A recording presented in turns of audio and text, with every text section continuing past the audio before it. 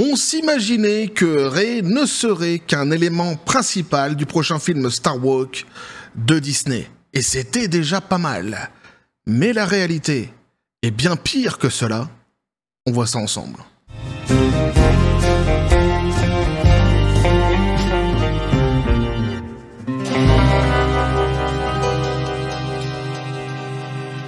Et plus nous en apprenons sur le futur de la franchise Star Wars au sein de la maison aux grandes oreilles qu'est Disney, et pire c'est, petit café les copains.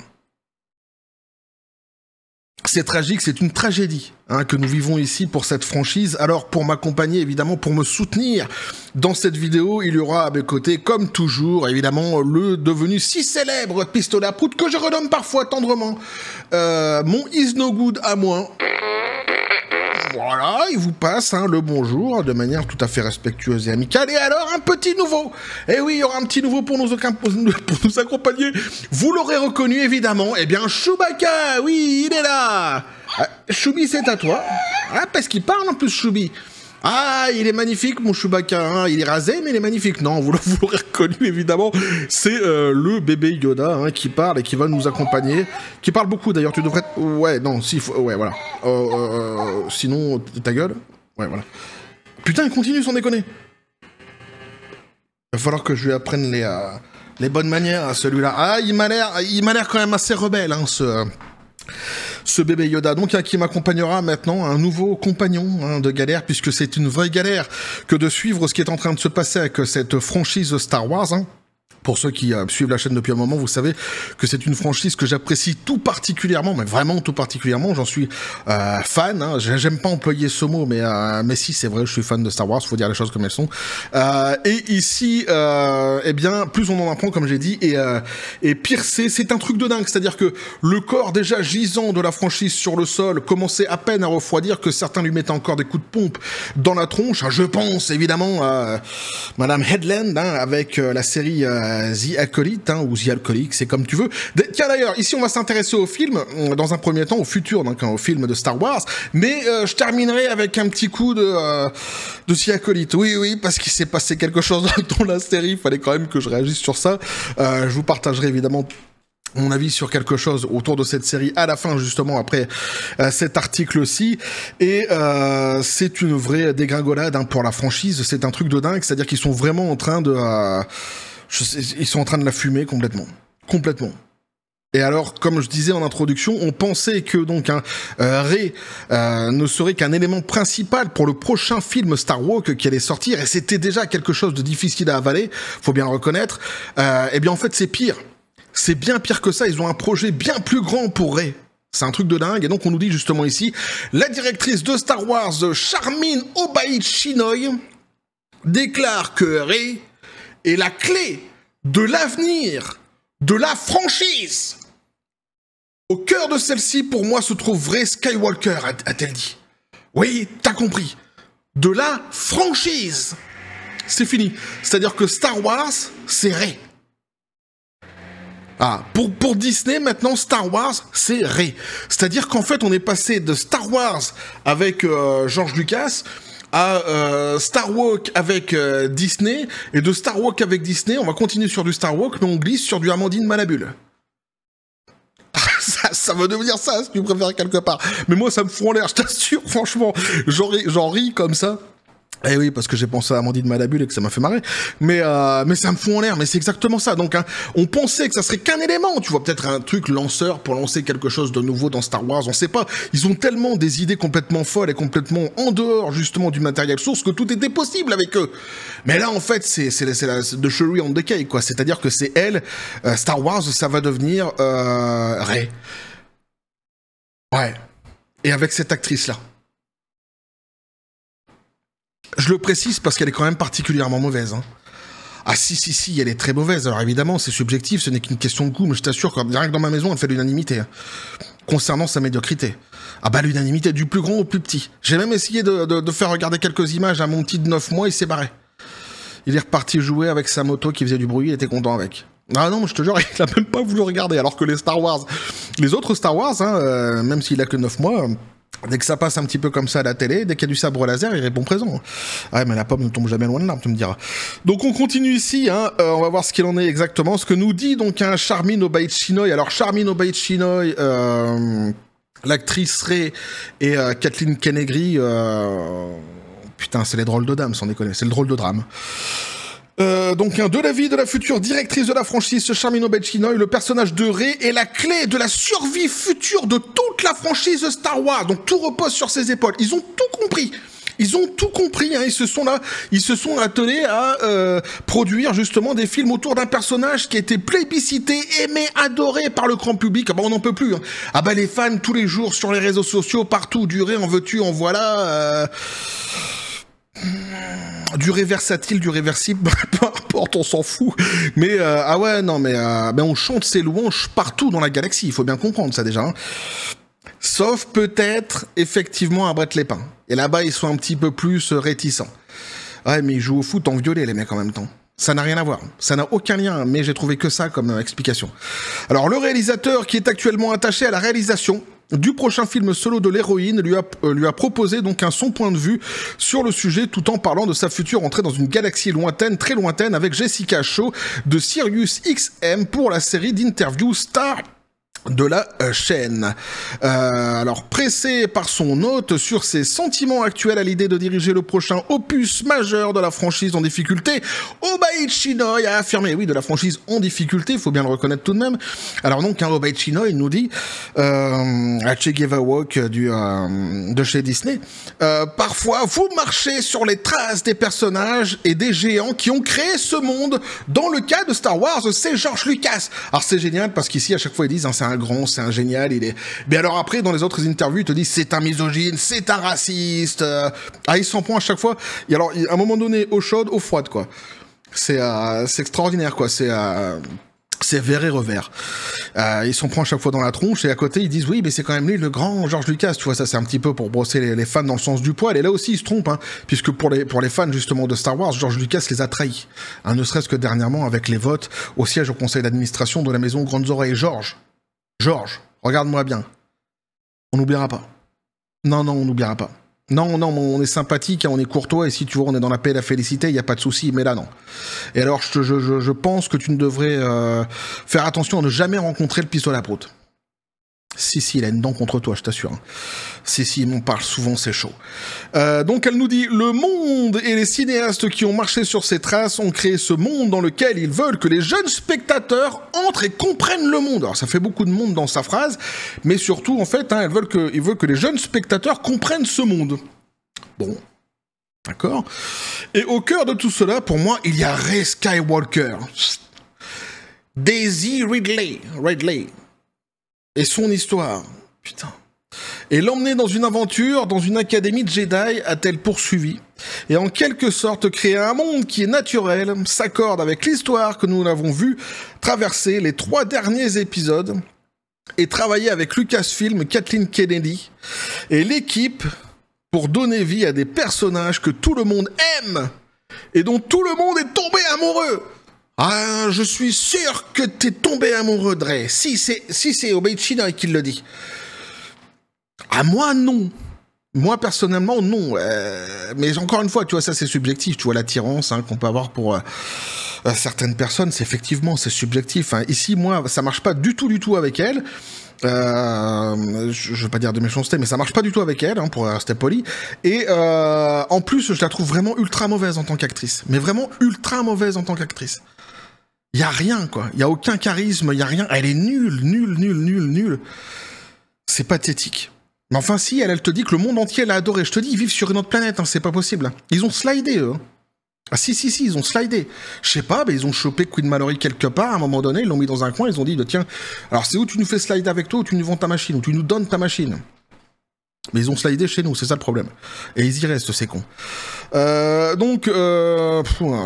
Kennedy, donc à l'équipe, ouais, les gens amoureux, donc, hein. Et trouver de nouveaux personnages dont la prochaine génération de cinéphiles tombera amoureuse. Bingo. Rockport. Ah bah là t'as décroché d'un tabac, tout le monde l'aime. Hein.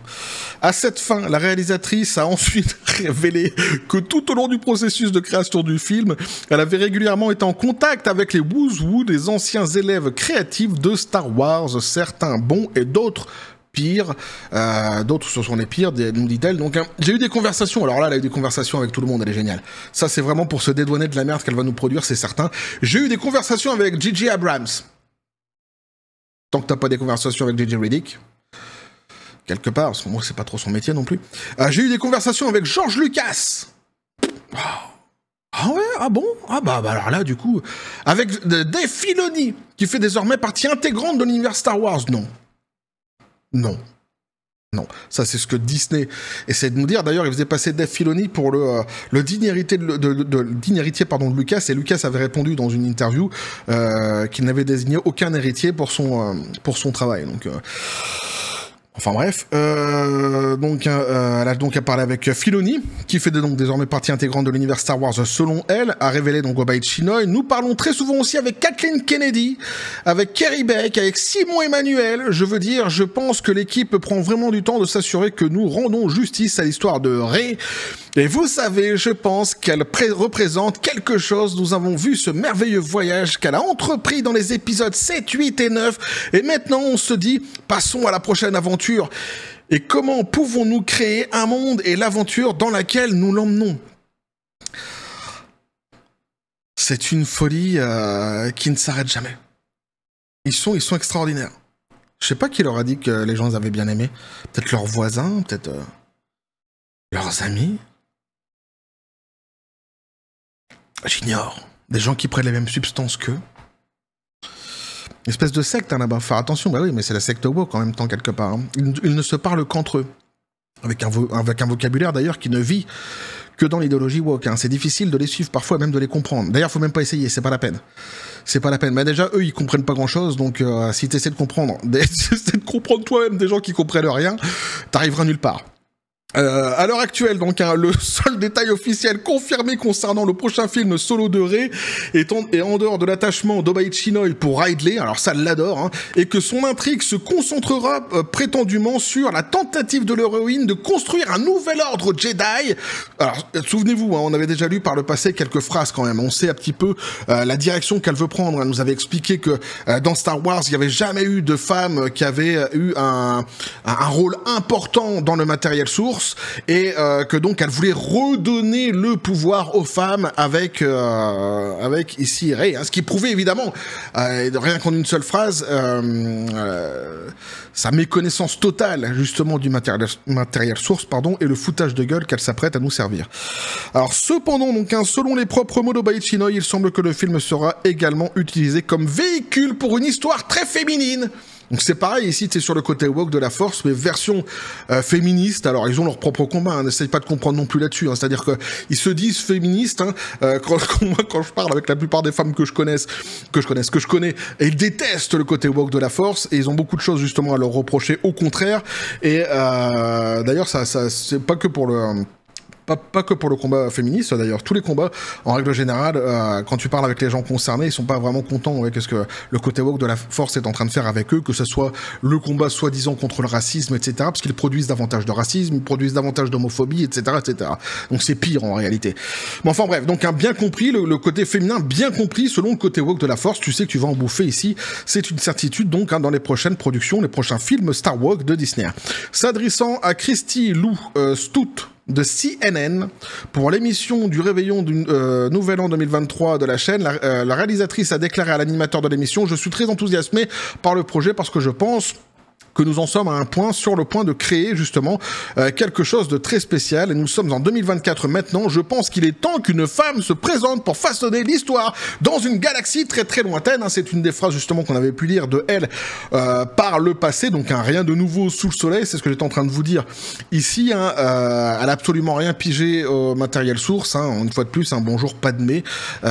Pour ne citer que elle, évidemment. Apparemment, elle s'en fout, quoi. Mais comme je l'ai dit, de toute façon, pour les woke, il y a pas de mystère. C'est-à-dire que le passé n'existe pas. Hein, la vie ne s'exerce qu'à partir du moment où eux, ils arrivent, hein, où ils produisent, ou à partir du moment où eux, ils créent. Quand je dis créer, c'est avec des guillemets, évidemment.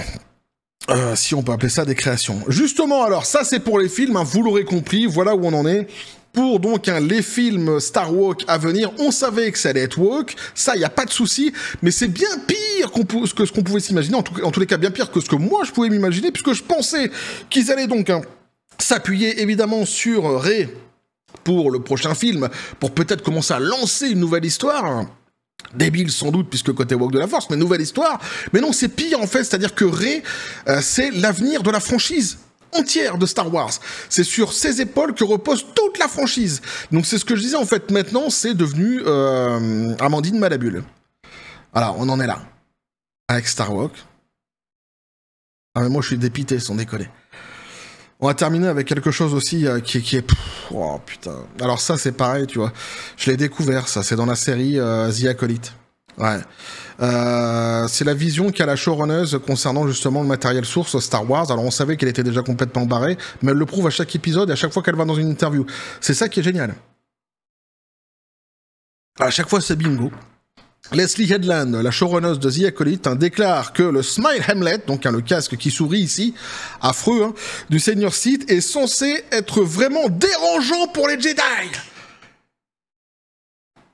Dérangeant pour les Jedi. Je vais revenir dessus. Smile, sourit. Selon la showrunneuse de la série Leslie Headland, le sourire à pleines dents figurant sur le casque du Seigneur Sith résident dans The Acolyte n'est pas destiné à être hilarant.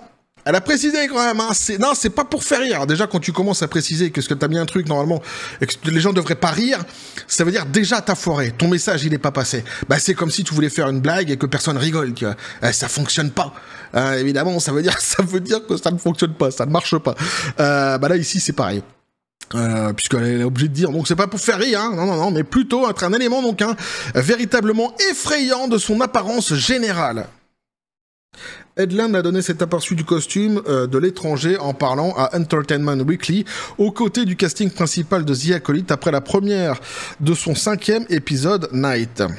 Abordons donc la torsion de l'épisode, alors ça c'est génial, que la plupart des téléspectateurs pouvaient voir à des millions de kilomètres de distance, selon laquelle le maître Mahé n'était autre que son allié contrebandier Kimir. Headland a déclaré à Dalton Rose du média: « Je pense qu'une bonne torsion ne consiste pas à tout cacher au public ».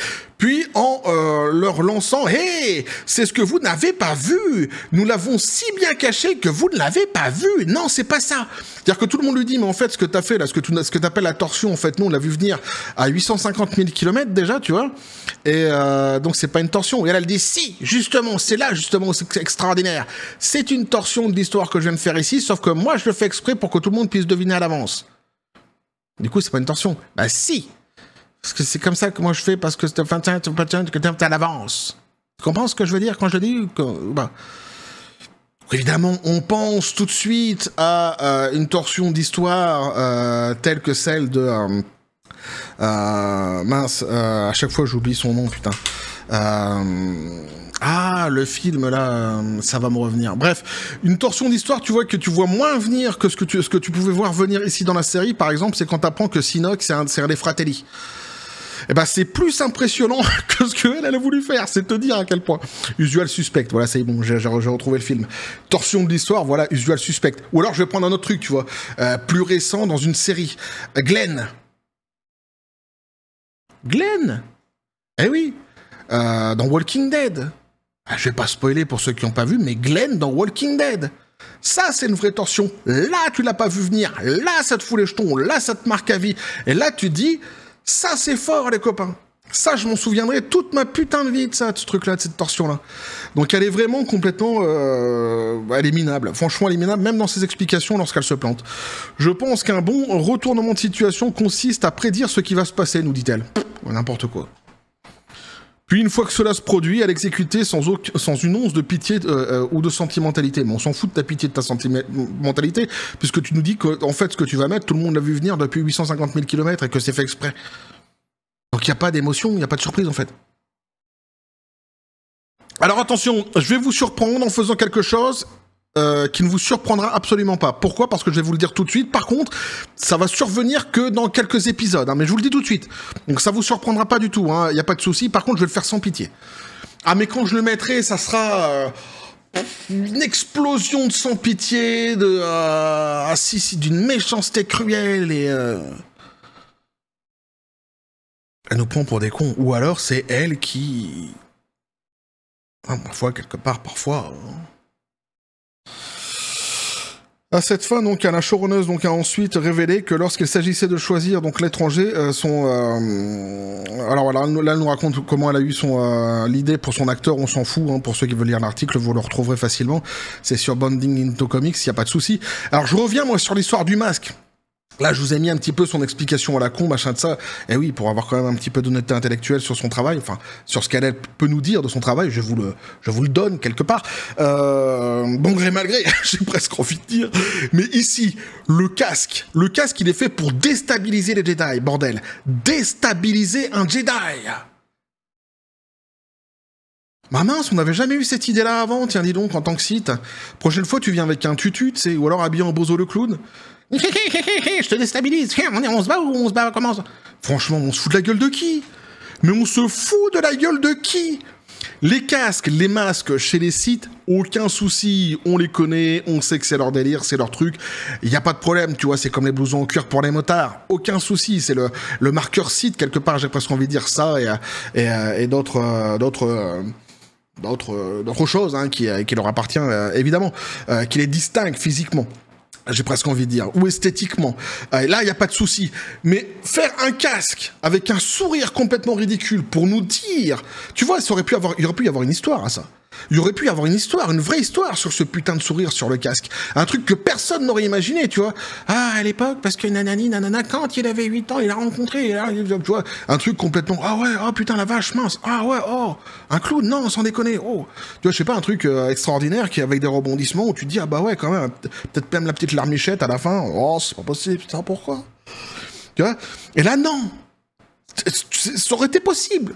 Tu vois, les casques, les masques des sites ont une histoire, il n'y a pas de souci, donc c'était possible. Mais là, la raison pour laquelle elle placarde un sourire ridicule sur ce putain de masque, c'est pour déstabiliser les Jedi. Je sais plus quoi dire. Les Jedi, t'en as un qui est tout petit, qui est tout vert. Regarde. C'est bébé Yoda. T'en as d'autres, c'est des aliens, c'est des machins, enfin, t'as je sais pas combien d'espèces de races, de machins dans la galaxie, dans Star Wars, qui sont bien plus déstabilisants qu'un masque qui sourit pour faire déstabiliser un Jedi.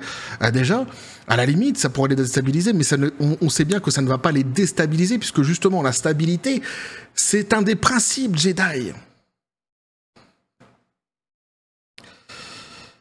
Je sais même plus, en fait, comment expliquer... Je sais plus quoi dire. Tellement ils sont complètement barrés. Tu te rends compte du délire, quoi? Pour ça, je dis pourquoi pas les faire venir avec un tutu la prochaine fois, avec une plume dans le derche, j'en sais rien. Tiens, fou. Regarde-moi ça. Ah, tu l'as pas vu venir celui-là. Oh, mince. Déstabilisation. Oh, j'ai fait tomber mon sabre. Oh non, bah voilà. Bah ouais, mais bah vas-y, bah coupe-moi la tête. Vas-y, bah j'ai fait tomber mon sabre. Non, mais de toute façon, je pourrais utiliser la force, mais je suis trop déstabilisé par ton tutu, là. Vas-y, bah coupe-moi la tête, tant pis, hein, c'est pas grave. Non, mais j'exagère à peine, je t'assure. Hein. Ils sont sur une autre planète, c'est pas possible, je te dis, c'est eux qui ont slidé, mais ils ont slidé chez nous. Il y a un problème, faut qu'on trouve Queen Mallory. Hein. Faut qu'on rétablisse l'équilibre dans la force. Ah non, mais moi, il commence à il me parcourt les Pokéballs d'une manière quand même assez excentrique. Hein. Je peux te l'assurer. J'ai mon Kung Fu qui ressort, là. Ah ouais, je suis en train de me transformer en Bruce presque lit. Presque lit. Bah, je suis marié avec une Asiatique, j'ai déjà fait la moitié du chemin, mais oh. Moi, c'est tout dans les mains, tu vois. J'ai un Kung Fu particulier. Enfin bref. Je vous raconterai ça une autre fois. Il me fout en l'air. Donc, hein, la série, en tous les cas, The Acolyte, hein, toujours pareil pour l'instant. Hein, les chiffres qu'on a, c'est catastrophique. Et sur Rotten Tomatoes, on est toujours sur un petit 14% des familles, hein, tranquille. La dernière fois, je crois que c'était 15%. À un moment donné, il est tombé à 13%. Bon, ça aussi, ça vacille. Hein. Voilà, donc là, 14%. C'est le record. Alors évidemment, hein, évidemment, puisque c'est un record, que c'est complètement médiocre, que c'est complètement pourri, que la plupart du grand public, des fans, des consommateurs n'en veulent absolument pas. T'as tous les influenceurs hein, qui te sortent sur les réseaux sociaux. Non, mais en fait, les gens ils l'ont fait exprès. Ils ont été votés en mars contre cette série. C'est un complot international. Tu sais, les gens ils ont que ça à foutre. Ils ont que ça à branler. Pour les autres séries, pour les autres films, non. Mais alors pour celle-là, par exemple, ils ont que ça à branler. Tu vois, même si à la base, ils avaient justement pas que ça à foutre et qu'ils ont pris le temps pour le faire, ça veut dire quand même que déjà, il y a un problème. D'aller noter si bas cette série. Non, c'est juste parce que c'est bidon. Alors, il n'y a pas de jugement de valeur, encore une fois, je le dis. Il n'y a pas de souci. Il y a des gens qui aiment bien Amandine Malabule, par exemple. Hein. Moi, je regarde pas personnellement. Mes enfants regardent. Mes filles regardent plus particulièrement. Il n'y a pas de problème. Mais voilà, il y a des gens qui aiment et des gens qui aiment pas. Moi, je n'aime pas du tout ce que Disney est en train de faire avec la licence Star Wars. Je le dis évidemment ouvertement, mais ce n'est que mon avis. Il n'y a pas de jugement de valeur. Pour ceux qui aiment cette série, vous avez tout à fait le droit de l'aimer. Justement, c'est bien d'avoir vos retours comme ça dans les commentaires. Ça équilibre. Hein, de temps en temps, il y a quelqu'un qui aime bien la série, qui donne son avis, hein, qui nous dit comment lui perçoit les choses, et c'est très bien, ça fait plaisir d'avoir justement la vision justement de ceux qui ont accroché, de ceux qui ont aimé, pour qu'on essaie de comprendre aussi qu'est-ce qui a pu attirer certaines personnes. Alors sur cette série, c'est vrai que bon, vu les chiffres, les gens ne sont pas très très très nombreux, mais ça fait quand même, c'est comme quand il y a eu Willow, tout ça, c'était bien d'avoir des retours, de savoir exactement ce qui était en train de se passer. Bref, donc ici, le petit coup de gueule pour le masque, hein, c'était vite fait. De toute façon, la série, elle est déjà en train de flopper, mais un truc de dingue. Alors là, les insultes sont de sortie, hein, que ça soit pour l'actrice principale, que ça soit pour la showrunneuse. Ceux qui n'ont pas compris sont des imbéciles, sont des... alors j'ai vu racistes, j'ai vu évidemment homophobes. Voilà, c'est... Alors, avec la showrunneuse qui disait, ceux qui disent que justement ce serait... quelque chose de... Comment c'était, une secte lesbienne, je sais plus quoi, nanani nana, ces gens-là sont homophobes. Par contre, si t'es gay et que tu dis que t'as apprécié le fait que justement ce soit une espèce de secte lesbienne qui soit installée dans la production, dans la série, là, elle les félicite sur les réseaux sociaux. Donc c'est complètement... Elle est même à l'envers elle-même de ce qu'elle peut dire dans les médias, dans les presses mainstream. Et tout ça, en fait, on s'en fout, puisque tout ça, c'est politique.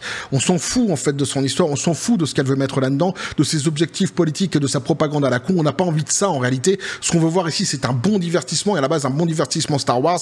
Là, c'est terminé, il y en a plus du tout, hein. Et comme je l'ai dit, avec ce qu'ils comptent faire avec les films dans le futur, avec Rey, alors c'est la de cherry on the cake, là, c'est vraiment, pour moi, c'est la cerise sur le pompon, c'est pas possible. Je dis, qu'elle soit un élément principal d'un futur film Star Wars pour rebondir sur une histoire quelconque dans le futur, ok, c'était déjà quelque chose.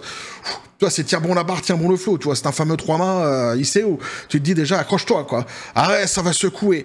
Mais là, c'est pire quand on te dit, non, mais en fait, toute la franchise va reposer sur les épaules de Rey.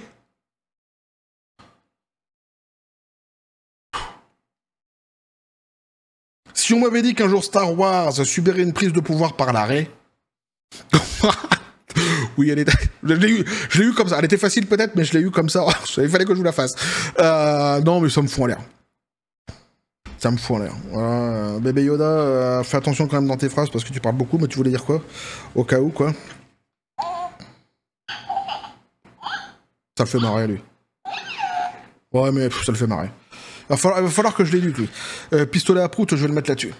Ouais, il va lui apprendre comment s'exerce la force dans cette maison, dans la paix et la félicité, mais toujours dans la paix et la félicité, parce qu'il faut pas déconner. Non mais voyez, je vais vous laisser me dire ce que vous en pensez, vous, dans les commentaires, parce que moi, ça me fout en l'air.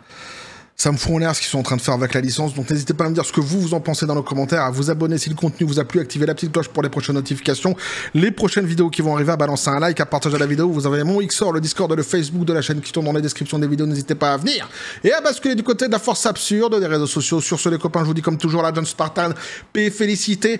Et en fait, j'ai envie de leur envoyer d'abord, il faudrait un Phoenix pour faire ressusciter Star Wars, mais en fait, il nous faudrait carrément un Simon Phoenix. Ah, il nous faut un Simon Phoenix. Moi, j'ai envie de leur envoyer la machine. Faut leur envoyer la machine. J'ai envie de leur envoyer un Simon Phoenix. Ah ouais, sans déconner, quoi. Simon Phoenix, j'annonce. Simon Phoenix en pleine face. Et ça, ce serait beau. Bah, mais on va continuer à suivre tout ça, parce que ça reste la franchise, ma franchise préférée, Star Wars. Donc moi, je suis évidemment très fan de cette franchise, et je vais continuer évidemment à suivre... Tout cela, même si ça me fout en l'air, et même si tout ce qu'ils font, ouais, ça me dégoûte, vraiment, ça me dégoûte, quoi. Mais bon, je perds pas espoir, je me dis qu'un jour, peut-être, eh bien, quelqu'un viendra, reprendra l'histoire, parce que Disney se sera cassé la gueule, que, je sais pas, moi, un miracle, tu vois, un truc, j'en sais rien, bon, il slide dans un autre monde, il se casse quelque part, loin de chez nous, quoi. Ben, en tous les cas, je le souhaite, mais, voilà, je perds pas espoir, je me dis peut-être qu'un jour, tu vois. Peut-être que ça sera toi qui regardes cette vidéo, peut-être que tu deviendras le propriétaire de Star Wars. Mais ouais, mais on sait jamais. Tout peut arriver dans la vie. Demain, tu peux devenir multimilliardaire et tu dis, tiens, la première chose que je fais, c'est que je rachète la franchise de Star Wars. Et tu fais un truc badass. Et je te le souhaite. Et j'aimerais bien. Et là, je te ferai la publicité tous les jours sur la chaîne. Même un petit message à chaque fois, même un petit message dans le générique. Respect à je ne sais pas qui, hein, à toi qui aura acheté donc, la licence de Star Wars et qui nous aura sorti de cette merde. Et oui, on va continuer à suivre tout cela quand même. Bah ouais, bref.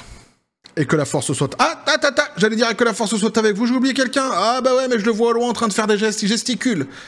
Des testis. Hein? Il voulait nous dire quelque chose. Eh voilà. Ça c'est pour toi, Baichinoy. Eh ouais. Right on target. Tu l'oublieras pas celle-là. Bref. Et que la force soit avec vous.